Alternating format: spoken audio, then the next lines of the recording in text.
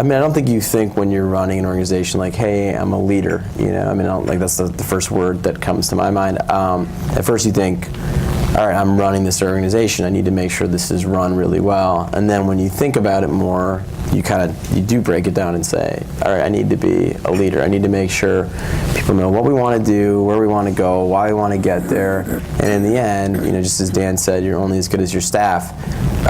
It's so true, and you're only as good as your staff knowing what you want to achieve and getting them to believe that they want to achieve the same things.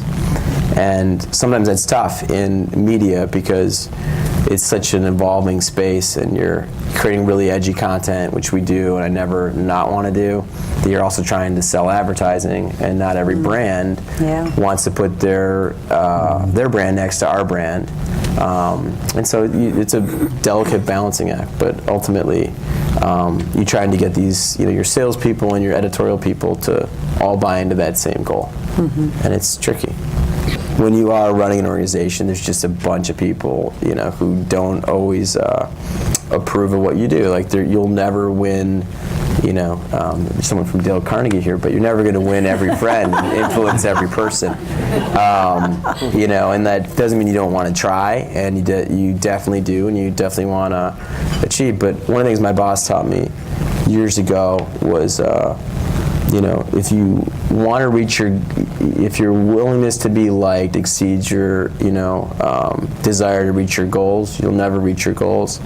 But if you're, you know, you want to reach your goals more than you want to be liked, then you'll always reach your goals, and a lot of people are going to like you along the way. And it's something that's just so true. There's so many unpopular decisions that you need to make to run an organization. So moving New Yorkers, I don't know if any of you are New Yorkers besides Dan, moving New Yorkers to Chicago is not a very popular decision. Moving anybody like one house over, people don't like to move. People like to nest. They don't want to be told to move. And but if you believe in the end game, which is, I believe the Onion's way stronger today than it was 2 years ago, then you have conviction of your decision, and then you can take the heat, and in the end look back and make sure you made the right decision. I think you learn a ton every day about what you do well and what you don't.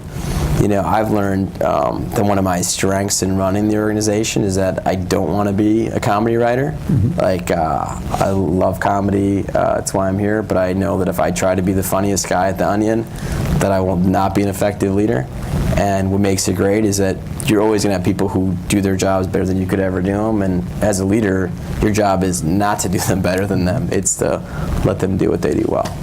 So I've learned that a lot because I can't do a lot of jobs there. But you know, other than that, I think you just got to keep pushing yourself and put yourself in more and more situations that you haven't you know, done yet. So it's like a constant quest to be uncomfortable so that you become comfortable, you know, in what you're doing.